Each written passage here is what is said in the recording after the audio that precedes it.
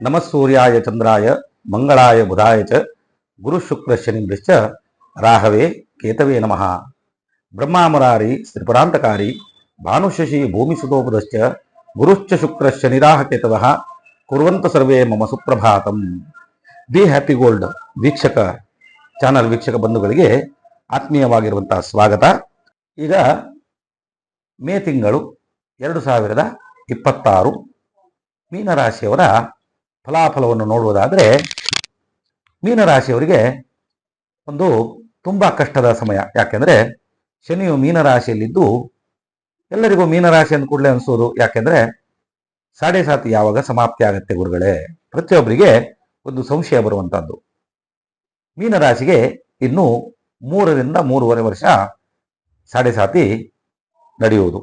ಈ ರಾಶಿಯವರು ಸಾಡೆ ಸಾತಿಯ ಮಧ್ಯಮ ಭಾಗ, 7.5 ಶನಿಯ ಮಧ್ಯಮ ಭಾಗ ಅಂದರೆ 7.5ಯಲ್ಲಿ ಅರ್ಧ ಭಾಗ ಹೇಳಿದ್ರೆ 3.5 ವರ್ಷ ಇನ್ನು ಬಾಕಿ ಇರುವುದರಿಂದ ಮಧ್ಯಮ ಫಲಗಳನ್ನು ನೀವು ಪಡೆಯುವಂಥವರಾಗುವಿರಿ.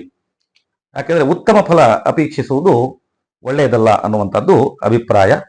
ಮಧ್ಯಮ ಫಲವನ್ನು ನೀವು ಅಪೇಕ್ಷೆ ಪಡುವಂಥದ್ದು. ಅರ್ಧ ಲಾಭ ಅರ್ಧ ನಷ್ಟ, ಆದ್ದರಿಂದ ಅರ್ಧ ಲಾಭ ಪಡೆದಷ್ಟು ನಿಮಗೆ ಸಂತೋಷವಾಗತ್ತೆ, ಅರ್ಧ ಸ್ವಲ್ಪ ನಷ್ಟವೂ ಆಗುತ್ತದೆ. ಪ್ರಾರಂಭವಾಗುವ ತಿಂಗಳು ಅಂದರೆ ಈ ಮೇ ತಿಂಗಳಿನಲ್ಲಿ ತಿಂಗಳ ಅಂತ್ಯದಲ್ಲಿ ಸಾಮಾನ್ಯವಾಗಿರುವಂಥ ಲಾಭ, ಮನಸ್ಸಿಗೆ ಅಸಮಾಧಾನ, ಜೀವನ ಶನಿ ಶಾಂತಿಯಿಂದ ಒಳ್ಳೆಯದಾಗುವುದು. ನೋಡಿ, ಎಷ್ಟೋ ಜನರಿಗೆ ಸಾಡೆ ಸಾತಿ ಅಂದರೆ ಯಾವುದೇ ರೀತಿಯಲ್ಲಿ ನಾವು ಯಾವ ರೀತಿ ಪರಿಹಾರ ಮಾಡಬೇಕು, ಏನು ಮಾಡಬೇಕು, ಶನಿಯ ಬಾಧೆಯಿಂದ ನಾವು ಏನು ಮಾಡಬೇಕು. ನೋಡಿ, ಶಾಸ್ತ್ರದಲ್ಲಿ ದಂಡಾಧಿಕಾರಿ ಹೇಳಿದರೆ ಶನಿ ಮಾತ್ರ. ಶನಿ ನಾವು ಮಾಡಿದ ಕರ್ಮಕ್ಕೆ ಅನುಸಾರವಾಗಿ ದಂಡವನ್ನು ಕೊಡುವಂಥದ್ದು ಅಧಿಕಾರ ಅವನಿಗೆ ಮಾತ್ರ ಇದೆ. ಬೇರೆ ಯಾವ ಗ್ರಹಕ್ಕೂ ದಂಡ ಕೊಡುವಂತಹ ಅಧಿಕಾರ ಯಾವ ಗ್ರಹಕ್ಕೂ ಇಲ್ಲ. ನಾವು ಮಾಡಿದಂಥ ಕರ್ಮವನ್ನು, ನಾವು ಮಾಡಿದ ತಪ್ಪನ್ನು ತಿದ್ದಿಕೊಳ್ಳುವುದಕ್ಕೋಸ್ಕರ ಆ ಶನಿ ಮಹಾರಾಜನು ಬಂದು ನಾವು ಮಾಡಿದಂಥ ಕರ್ಮವನ್ನು ನಮಗೆ ತೋರಿಸ್ಕೊಡ್ತಾನೆ. ಅದಕ್ಕೋಸ್ಕರ ಆ ಶನಿಯ ಬಾಧೆ ನಿವಾರಣೆ ಆಗಬೇಕಾದ್ರೆ ನಿಮ್ಮ ಮನೆಯಲ್ಲಿ ಒಂದು ಶನಿ ಶಾಂತಿಯನ್ನು ಮಾಡಿಸುವುದರಿಂದ ಎಲ್ಲ ದೋಷಗಳು ಪರಿಹಾರ ಆಗಿ ಮುಂದೆ ಬರುವಂತಹ 3 ವರ್ಷಗಳು ಆ ಶನಿಯ ಅನುಗ್ರಹದಿಂದ ಒಳ್ಳೆಯದಾಗತ್ತೆ.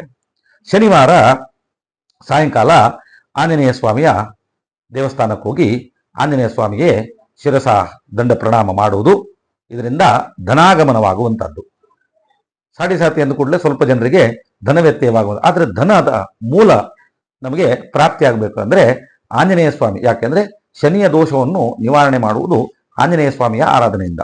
ಈ ಆರಾಧನೆ ಮಾಡುವುದರಿಂದ ಧನಾಗಮನವಾಗುವಂಥದ್ದು ನಿಮಗೆ ಈ ತಿಂಗಳಿನಲ್ಲಿ ಮೀನರಾಶಿಯವರಿಗೆ ಒಳ್ಳೆಯ ಯೋಗ ಇದೆ. ಕುಜನು ರಾಶಿಯಲ್ಲಿದ್ದಾಗ ರಕ್ತ ಸಂಬಂಧಗಳಿಂದ ಧನದ ಆದಾಯ ಹಾಗೂ ಧನದ ಸಹಾಯವಾಗುವಂಥದ್ದು.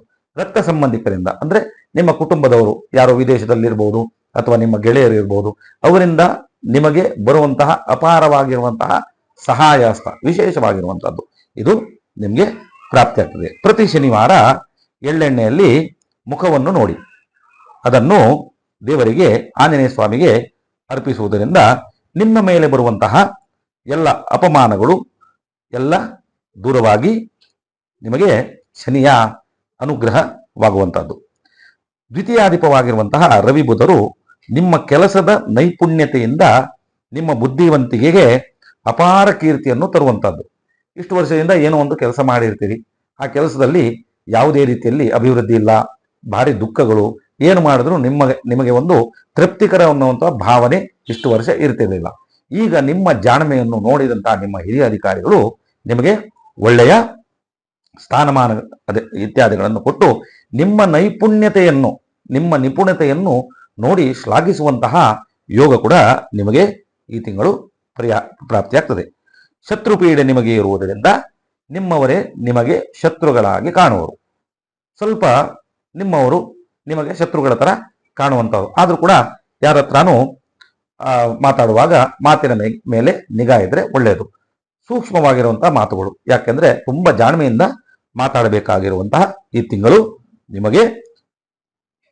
ಎಲ್ಲರೊಡನೆ ವ್ಯವಹರಿಸುವಾಗ ಸ್ವಲ್ಪ ಜಾಗೃತಿಯಿಂದ ನೀವು ವ್ಯವಹರಿಸಬೇಕಾಗಿರುವಂಥದ್ದು. ತೃತೀಯಾಧಿಪತಿ ಶುಕ್ರನು ಧನಕಾರಕನಾಗಿ ಪತ್ನಿಯ ಕಡೆಯಿಂದ ಆರ್ಥಿಕವಾಗಿರುವಂತಹ ಒಳ್ಳೆಯ ಲಾಭದಾಯಕ ಯೋಗವು ನಿಮಗೆ ಪ್ರಾಪ್ತಿಯಾಗ್ತದೆ. ನಿಮ್ಮ ಪತ್ನಿಯ ಕಡೆಯವರಿಂದ ಅಥವಾ ನಿಮ್ಗೆ ಯಾವುದೇ ರೀತಿಯಲ್ಲಿ ಬರುವಂತಹ ಸಹಾಯ ಹಸ್ತವನ್ನು ನೀವು ಸಂತೋಷದಿಂದ ಸ್ವೀಕಾರ ಮಾಡಬಹುದು. ಹಾಗೂ ಬಟ್ಟೆಯ ವ್ಯಾಪಾರ ಮಾಡುವವರಿಗೆ ಒಳ್ಳೆಯ ಲಾಭ ಬರುವಂತಹದ್ದು.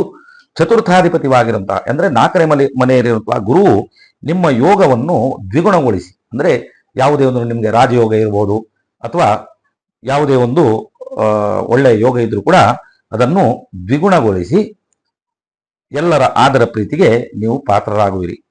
6ನೇ ಸ್ಥಾನ ಅಂದ್ರೆ ಷಷ್ಠ ಸ್ಥಾನ, 6ನೇ ಮನೆಯಲ್ಲಿ ಇರುವ ಕೇತು ನಿಮ್ಮ ನಷ್ಟವನ್ನು ಭರಿಸಿ, ಯಾವುದಾದ್ರೂ ಒಂದು ನಿಮಗೆ ನಷ್ಟ ಆಗಿರುವುದಾದ್ರೆ ಅದನ್ನು ಆ ಕೇತುವು ಭರಿಸಿ ಲಾಭಕಾರಕನಾಗಿ ನಿಮಗೆ ಅನುಗ್ರಹನಾಗುತ್ತಾನೆ. ಹಾಗೂ ಭಾಗ್ಯಕಾರಕನಾಗಿ ಹೊಸ ಕಾರ್ಯಾರಂಭಕ್ಕೆ ನಾಂದಿಯಾಗುವನು.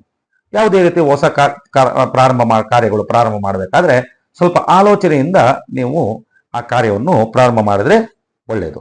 ವ್ಯಯಸ್ಥಾನ ಅಂದ್ರೆ 12ನೇ ಮನೆಯಲ್ಲಿ ರಾಹು ಇರುವುದರಿಂದ ಧನಲಾಭವಾದರೂ ಕೂಡ ನೀವು ಕೂಡಿಟ್ಟ ಹಣವು ಸ್ವಲ್ಪ ಮಟ್ಟಿಗೆ ಖರ್ಚಾಗುವಂತಹದ್ದು. ಏನೋ ಒಂದು ವ್ಯಯಸ್ಥಾನದಲ್ಲಿ ರಾಹು ಇರುವುದರಿಂದ ಸ್ವಲ್ಪ ನೆಮ್ಮದಿಯ ಜೀವನ ಹೇಳಿ ನೀವು ಅನ್ಕೊಳ್ತೀರ, ಆದ್ರೆ ಸ್ವಲ್ಪ ನೀವು ಕೂಡಿಟ್ಟ ಹಣ ಸ್ವಲ್ಪ ಮಟ್ಟಿಗೆ ಆಗುವಂತಹದ್ದು ನಿಮಗೆ ತುಂಬಾ ಆಲೋಚನೆ ಆಗುವಂತಹದ್ದು.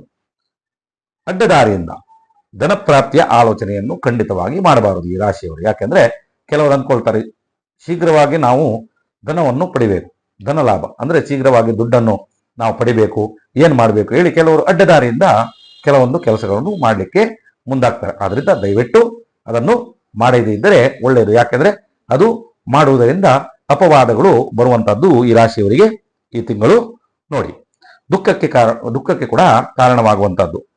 ಆದ್ರಿಂದ ಏನ್ ಮಾಡ್ಬೇಕು ಹೇಳಿದ್ರೆ ನಿಮಗೆ ಸಮಯವಿದ್ದಲ್ಲಿ ಮಂತ್ರಾಲಯಕ್ಕೆ ಒಂದು ಭೇಟಿ ಕೊಡಿ. ಮಂತ್ರಾಲಯಕ್ಕೆ ಹೋಗಿ ಶ್ರೀ ಗುರು ರಾಘವೇಂದ್ರ ಸ್ವಾಮಿಗಳ ಬೃಂದಾವನ ಎದುರುಗಡೆ ನಿಂತು ಕೈ ಜೋಡಿಸಿ ನಿಮ್ಮ ಎಲ್ಲ ಕಷ್ಟವನ್ನು ಆ ರಾಯರ ಹತ್ರ ಹೇಳಿದ್ರೆ ಆ ರಾಯರು ಎಲ್ಲ ಕಷ್ಟಕ್ಕೆ ಪರಿಹಾರವನ್ನು ಆಶೀರ್ವಾದ ರೂಪದಲ್ಲಿ ಕೊಡುತ್ತಾನೆ.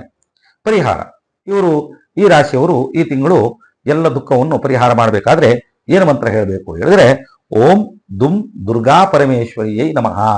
ದುರ್ಗೆ ಅನುಗ್ರಹ ಯಾಕೆ ಬೇಕು ಹೇಳಿದ್ರೆ ದುರ್ಗತಿ ನಾಶಿನಿ. ನಮ್ಮ ಜೀವನದಲ್ಲಿ ಬರುವಂತಹ ಕೆಲವೊಂದು ದುರ್ಗತಿಗಳು, ದುಃಖಗಳು, ಕಷ್ಟಗಳು ಎಲ್ಲವನ್ನು ಆ ಮಾತೃಸ್ವರೂಪಿಣಿಯಾಗಿರುವಂತಹ ಆ ತಾಯಿಯ ಸ್ವರೂಪವಾಗಿರುವಂತಹ ಆ ದುರ್ಗಾ ಪರಮೇಶ್ವರಿಯು ಎಲ್ಲ ದುಃಖವನ್ನು ನಿವಾರಣೆ ಮಾಡ್ತಾರೆ. ಯಾಕೆಂದ್ರೆ ಒಂದು ತಾಯಿಯ ಬಳಿ ಮಕ್ಕಳು ಏನೇ ಕೇಳಿದ್ರು ಆ ತಾಯಿ ಸಂತೋಷದಿಂದ ಕೊಡ್ತಾಳೆ.